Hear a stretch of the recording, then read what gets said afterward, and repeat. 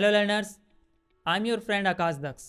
इस प्लेटफॉर्म पर आपकी लर्निंग जर्नी में आपको हर तरह से असिस्ट करने के लिए आई होप कि आप अपने टास्क अच्छे से कंप्लीट कर रहे होंगे। हमारा लास्ट क्वेश्चन जो था आपने उसको अच्छे से समझा होगा और अपने शब्दों में किया होगा। हमारे इस प्रोग्राम का फेज 1 चल रहा है जिसका नाम है अंडरस्टैंडिंग एजुकेशन एंड लर्निंग, और उसके हमने कुछ इंपॉर्टेंट एस्पेक्ट्स जैसे एजुकेशन एंड लर्निंग को शुरू के फर्स्ट 2 लेसन्स में कवर कर लिया है और हम अब उसके ऊपर बिल्डअप करना स्टार्ट कर रहे हैं। हमने पहले समझा कि लैंग्वेज क्या है, उसका आपके लिए क्या रेलेवेंस है। उसके बाद हमने देखा कि जो सब्जेक्ट्स हैं जो आपके करिकुलम का हिस्सा है उनका आपके लिए क्या रेलेवेंस है।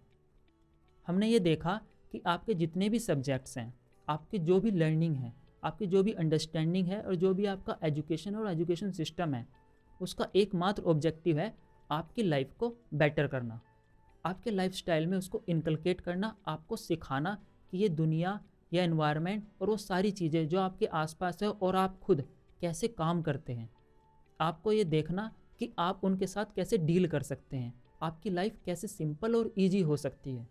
ये सारे सब्जेक्ट्स जो आप पढ़ते हैं, जो भी कुछ आप सीखते हैं, वो आपकी लाइफ को बेटर करने के लिए है, आपकी लाइफ बहुत ज़्यादा फ्लूइड हो और आप उसके साथ अच्छे से रिलेट कर पाएँ। ये सारे सब्जेक्ट जो हम पढ़ रहे हैं उनका आपके लिए ही एक मैटर है, एक ऑब्जेक्टिव है।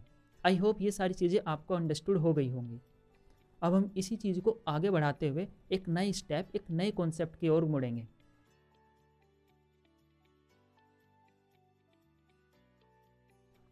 अभी तक हमने देखा कि जो सब्जेक्ट्स हैं आपके लिए वो कैसे रिलेवेंट हैं। अब हम देखेंगे कि जितने भी आप सब्जेक्ट अब पढ़ते हैं उनका आपके साथ इंटरेक्शन कैसे हो सकता है, क्योंकि हर सब्जेक्ट आपके साथ इंटरेक्ट कर रहा है। आपकी लर्निंग का एक बहुत इंपॉर्टेंट हिस्सा है कि कोई भी सब्जेक्ट जो आप पढ़ते हैं वो आपके लिए कितना बेनिफिशियल है, तो आपका उसमें इंटरेस्ट बनता है, आप उसके साथ रिलेट कर पाते हैं, उससे कम्युनिकेट कर पाते हैं। सेम वे अगर आपके सब्जेक्ट इंटरेस्टिंग ना होते तो आपको उसमें इंटरेस्ट नहीं आता और आप उसको समझने से रिलेक्टेंट होते, आप उससे दूर भागते। वहीं पर एक बार आपको ये समझ आ गया कि आपके लिए सब्जेक्ट का क्या रेलेवेंस है, आपको वो कैसे बेटर कर रहा है, तो आप ये देखेंगे कि उसको कैसे पढ़ा जाए। Now that you are clear कि हाँ ये सब्जेक्ट मेरे लिए इम्पोर्टेंट है, ये कोई टॉपिक है जो मेरे लिए इम्पोर्टेंट है और मुझको उसको देखना सीखना है क्योंकि अपने लाइफ में उसको रिलेट करना है। लेकिन जो टफ पार्ट आता है वो है उस सब्जेक्ट का, उस एजुकेशन का आपके साथ कनेक्टेड होना, उसका इंटरेक्टिव होना, आपको उसमें क्रिएटिव बनाना। क्योंकि अगर सब्जेक्ट बोरिंग होने लगेगा, भले ही इंटरेस्टिंग है, भले ही आपके काम का है, जैसे मैथ्स आपके लिए बहुत काम का है, एवरी डे हर एक चीज़ में आप कहीं ना कहीं मैथ्स यूज कर रहे होते हैं, लेकिन फिर भी कुछ स्टूडेंट्स होते हैं जिनको मैथ्स अच्छा नहीं लगता क्योंकि उसका जो मैथडोलॉजी है वो इतनी इंटरेक्टिव नहीं है। And that is the reason कि स्टूडेंट्स को वो अच्छा नहीं लगता, हालांकि उनको पता है कि उनके लिए इंपॉर्टेंट है, उनके लिए रेलेवेंट है, but still they are not interested in understanding that subject. So उस सब्जेक्ट को आपके लिए रेलेवेंट और इंटरेस्टिंग और इंटरेक्टिव होना भी साथ में ज़रूरी है।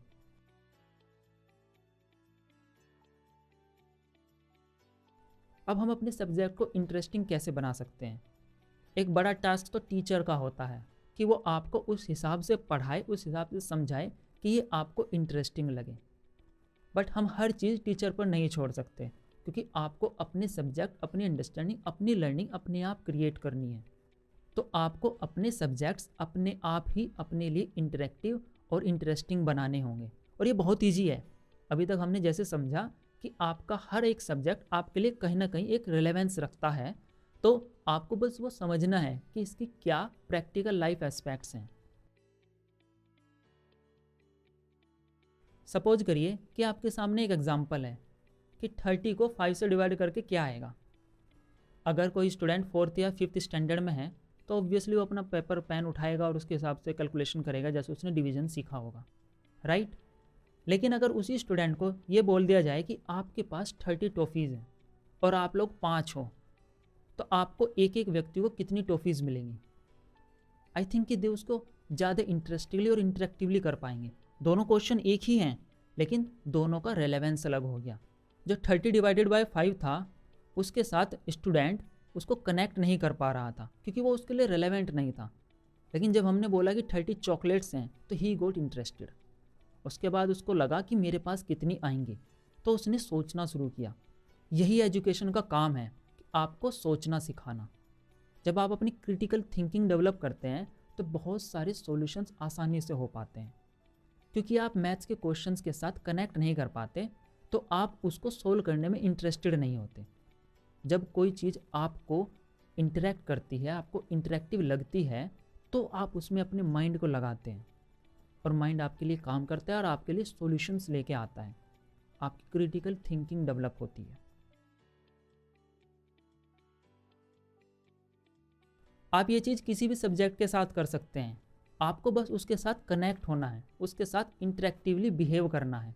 आपको ये समझना है कि वो आपके साथ कैसे कनेक्टेड है, कैसे रेलेवेंट है आपके लिए। जैसे आपके स्कूल में हर साल इंडिपेंडेंस डे और रिपब्लिक डे सेलिब्रेट होता होगा, एंड आई नो कि बहुत से स्टूडेंट्स को ये नहीं पता कि दोनों के बीच का डिफरेंस क्या है। तो लेट्स सी इसको कैसे रिलेट करते हैं। सपोज करिए कि इंडिपेंडेंस डे आया, तो फर्स्ट क्वेश्चन आपके माइंड में आएगा कि इंडिपेंडेंस डे क्या होता है। आपको किसी ने बताया कि फ्रीडम स्ट्रगल के बाद हमको फ्रीडम मिली थी, तो नेक्स्ट क्वेश्चन ये आएगा कि फ्रीडम क्या होती है, आज़ादी क्या होती है। भारत उस दिन आज़ाद हुआ था, पर किससे और क्यों, और आज़ादी का क्या मतलब है। जब इस तरह के क्वेश्चंस आएंगे तो आप समझेंगे कि इसका क्या रिलेवेंस है आपके लिए। फिर आपने सोचा कि भारत को आज़ादी ब्रिटिशर्स से मिली, तो ब्रिटिशर्स कौन हैं, वो कहाँ से आए थे, उन्होंने भारत के ऊपर कैसे रूल किया, भारत को क्या प्रॉब्लम थी इस बात से। वो सारी चीज़ें, इस तरह के जितने भी क्वेश्चन हैं, आपको हिस्ट्री की तरफ लेकर जाएंगे। आप देखेंगे कि जब भारत में वो फर्स्ट टाइम आए थे और तब से उन्होंने 1947 तक क्या क्या किया, क्योंकि हर चीज़ आपको किसी ना और चीज़ से कनेक्ट करेगी, एक स्टोरी का नरेशन बनेगा। तब आप एक सब्जेक्ट को, जैसे हिस्ट्री एक सब्जेक्ट है, आप उसको एक फैक्ट्स के हिसाब से नहीं, किसी डेट के हिसाब से नहीं, बल्कि एक नरेशन, एक थीम के हिसाब से देखेंगे और आप उसके साथ रिलेट कर पाएंगे। क्योंकि आज का जो भारत है वो कनेक्टेड है 1947 के भारत से, और 1947 का भारत कनेक्टेड है 1857 के भारत से। डैट मीन्स कि जितना भी आपने नरेशन देखा, जितना भी आपने डेवलपमेंट देखा, वो आज का पहले से कनेक्टेड है। तो अब आप एक स्टेप बाय स्टेप उसमें प्रोसीड करेंगे तो आप समझेंगे कि इंडिपेंडेंस डे का हमारे लिए क्या मतलब है।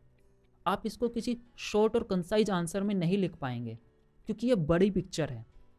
आप उसको बस 2 लाइन पढ़कर कि इंडिपेंडेंस डे का ये मतलब होता है, आप उसको समझ नहीं सकते, क्योंकि वो बस एक मगिंग वाली लाइन हो जाएगी, बस वो रटने वाली लाइन हो जाएगी। जब आप उसको देखेंगे कि आपसे कैसे कनेक्टेड है, आपके लिए कैसे काम करता है, आपको इससे क्या बेनिफिट है, तो आप देखेंगे कि इंडिपेंडेंस डे का क्या रेलेवेंस है।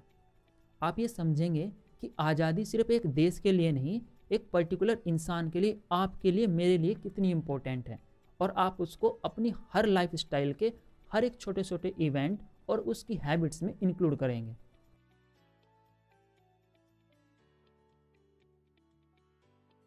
तो आपने देखा कि इंडिपेंडेंस डे का एक छोटा सा इवेंट जो आपको लगता था वो कितना बड़ा इवेंट है, आपके हर एक लाइफ के एस्पेक्ट से जुड़ा हुआ है।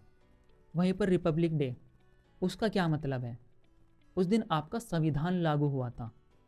अब संविधान क्या है, कॉन्स्टिट्यूशन क्या है, उसकी क्या ज़रूरत है।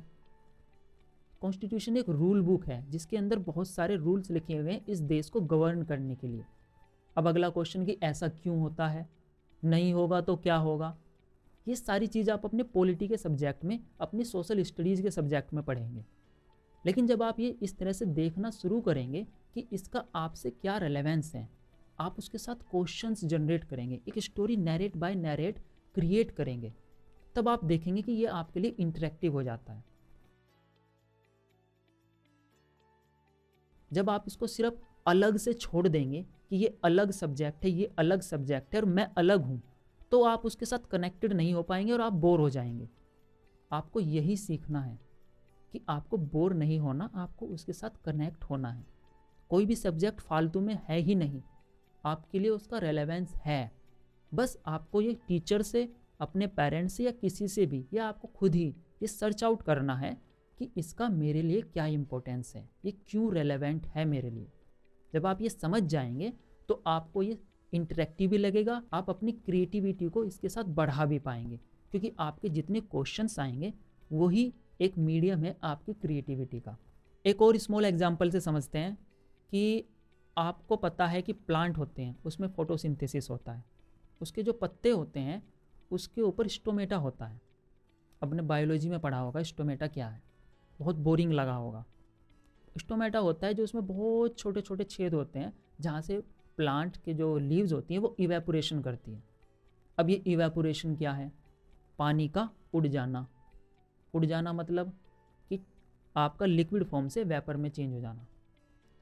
अब इसके साथ आप कनेक्टेड फील कैसे करेंगे? जब आप कई बार देखते हो कि आप किसी ऐसे रोड से जा रहे हैं जो पेड़ से घना है और गर्मी के वक्त जब ज़्यादा गर्मी होती है तब उससे नीचे चलते वक्त आपको कई बार लगता है कि आपके ऊपर कोई बूंद गिरी, लेकिन बारिश तो हो नहीं रही, बूंद कहाँ से आई? और आप उसको इग्नोर कर कर आगे चले जाते हैं। एजुकेशन का मतलब होता कि जब आप ये सोचते कि ये बूंद कैसे आई, अगर बारिश नहीं है तो बूंद कहाँ से आई, ये एक या दो बार नहीं होता, ये अक्सर होता है। तब आपने साइंस में अपनी बायोलॉजी में ये समझा कि जो स्टोमेटा होते हैं, जो प्लांट की लीव्स होती है उसमें छोटे छोटे छेद होते हैं, और जब बहुत ज़्यादा गर्मी होती है तो प्लांट अपने आप को कूल रखने के लिए वो जो पानी होता है उनके अंदर उसको शेड कर देते हैं अपनी लीव्स से, अपने स्टोमेटा से। और वो पानी जब इकट्ठा हल्का हल्का होता है तो बाहर आता है तो उसकी बूंद बनकर आपके ऊपर गिर जाती है। इंटरेस्टिंग है ना? लेकिन जब आपने इसको कनेक्ट किया, अपने आप से रिलेट किया, आप जो भी पढ़ते हैं मैथ, साइंस, हिस्ट्री, एनीथिंग, वो आपके लिए आपको कहीं ना कहीं कनेक्टेड है। आप समझेंगे कि ये आपके साथ कैसे काम कर रही है तो ये इंटरेक्टिव होगी। जैसे कुछ स्टूडेंट लर्निंग के लिए अलग अलग मेथड यूज करते हैं, याद करने के अलग अलग मेथड यूज करते हैं। जैसे कुछ स्टूडेंट क्या करते हैं, किताब लेंगे, उसके पेज को पलटेंगे और उसको पट पट पट पट पढ़ना स्टार्ट कर देंगे। एक बार पढ़ेंगे, दो बार पढ़ेंगे, ठीक है, वो अपने दिमाग में उसको घुसाने की कोशिश करेंगे, उसको फिक्स करने की कोशिश करेंगे। वहीं पर दूसरे टाइप के स्टूडेंट क्या होंगे, एक दो बार उसको पढ़ा उसके बाद उसको बंद करके किताब को लिखना शुरू करेंगे। आप देखेंगे जो स्टूडेंट ज़्यादा लिखते हैं वो ज़्यादा अच्छे से याद कर पाते हैं। लिखकर याद करना एक अच्छा तरीका है। और कुछ स्टूडेंट्स तो मैथ्स के साथ भी ऐसा करते हैं, वो क्वेश्चंस को समझेंगे, उसको पेन पेपर पर नहीं करेंगे, उसको किताब को बंद करेंगे, अपने माइंड से इमेजिनेशन स्टार्ट करेंगे और हवा में ऐसे करने की कोशिश करेंगे।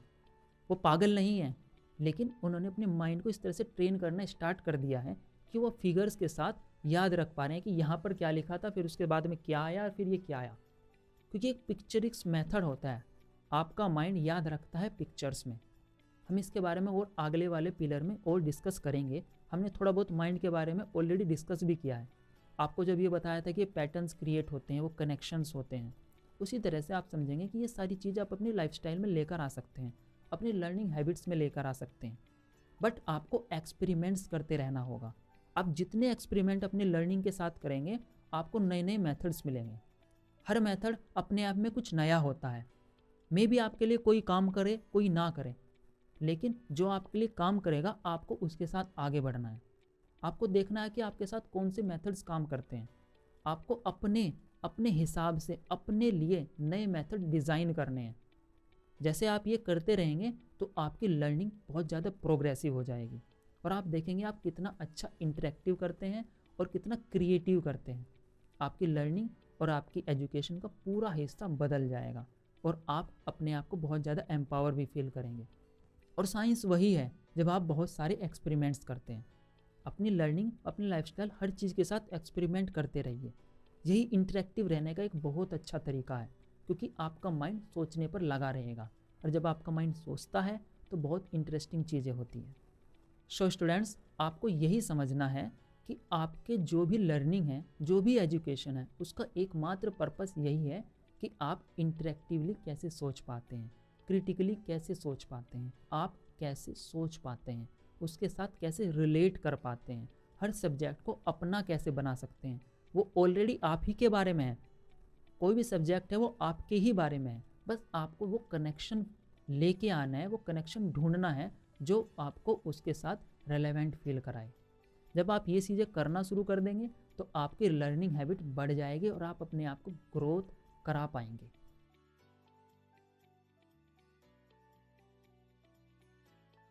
और जो टूल इसके लिए है वो है प्रैक्टिस। आपको बहुत प्रैक्टिस करनी है अपनी लर्निंग हैबिट्स में, अपनी एजुकेशन में, एक्सपेरिमेंट्स के साथ और एक्सपीरियंस गैदर करते हुए। जब आप प्रैक्टिस करते रहेंगे तो आपके साथ वो और चीज़ें कनेक्ट होने लगेगी, आप उसको अच्छे से रिलेट करने लगेंगे। मेक श्योर कि आप अपनी इमेजिनेशंस को कभी पीछे ना छोड़ें। हर चीज़ के साथ, किसी भी सब्जेक्ट हो, कोई भी चीज़ हो, अपनी इमेजिनेशंस को यूज करते रहें। आप देखेंगे कि कितनी इंटरेक्टिव चीज़ें ओपन होकर आपके सामने आती हैं। और ये बेस्ट तरीका है अपनी लर्निंग को इंटरेक्टिव और एंथुजियास्टिक बनाने का। और आप एक बहुत अच्छे लर्नर बन जाएंगे। आपको यही सीखना है कि आपको लर्नर फॉर लाइफ होना है। आपके सेशन शेड्यूल में एक क्वेश्चन तो आपका पुराना ही है, जिसमें आपको ऑब्जर्व करना है, उसको रिपीट करते रहिए, यही ऑब्जर्वेशन का ऑब्जेक्टिव है। और दूसरा क्वेश्चन है कि आपकी हॉबीज़ क्या हैं, आपके क्या इंटरेस्ट हैं। जब आप फ्री होते हैं तो आप क्या काम करते हैं, आपको किन चीज़ों को करने का मन करता है। ये चीज़ आपको बताएंगे कि आप किस टाइप का काम करना पसंद करते हैं और कैसे आप अपने आप को ग्रोथ करा सकते हैं। आपको जो भी अच्छा लगता है आप उसके साथ एक्सपेरिमेंट करिए, उसके साथ प्लेफुल्ली और इंटरेक्टिवली कुछ नया नया क्रिएट करिए। जब आप वो ऐसा करने लगेंगे तो आपकी हर एक साइड में ग्रोथ होनी स्टार्ट होगी। मे बी आपको गेमिंग पसंद है, लेकिन आप उसको अच्छे से करिए। आप समझिए कि गेमिंग के और क्या क्या एस्पेक्ट्स हैं। आपको पेंटिंग पसंद है, आपको सिंगिंग पसंद है, आपको जो भी पसंद है उसके साथ ग्रोथ करिए, उसके साथ इंटरेक्टिवली बिहेव करिए, उसको आगे बढ़ाने की कोशिश करिए। आपको जो भी आता है, आपका जो भी मन करता है, आप उसको अपनी नोटबुक जर्नल में आज ज़रूर लिखना। और आपने आज के सेशन से जो अंडरस्टैंडिंग बनाई वो भी लिखना। आपको अपना जर्नल, अपनी राइटिंग कंटिन्यूटी के साथ और रेगुलरली करते रहना है। ऑल राइट, आई होप कि आप इसको अच्छे से करेंगे और अपनी ग्रोथ चार्ट को मेंटेन रखेंगे। सो लर्नर्स, आज के सेशन में इतना ही। आपको कुछ नया ज़रूर सीखने को मिला होगा। मेक श्योर कि आप उसके साथ इंटरेक्टिव फील करें, उसके साथ कनेक्टेड फील करें। आप उसको ऐसा कर पाएंगे जब आप उसकी प्रैक्टिस करेंगे। सो आज के सेशन को यहीं क्लोज करते हैं। मैं आपका फ्रेंड आकाश दक्ष आपको with all energies, with all enthusiasm आपको अगले सेशन में मिलूंगा। Till then, be joyful and keep learning.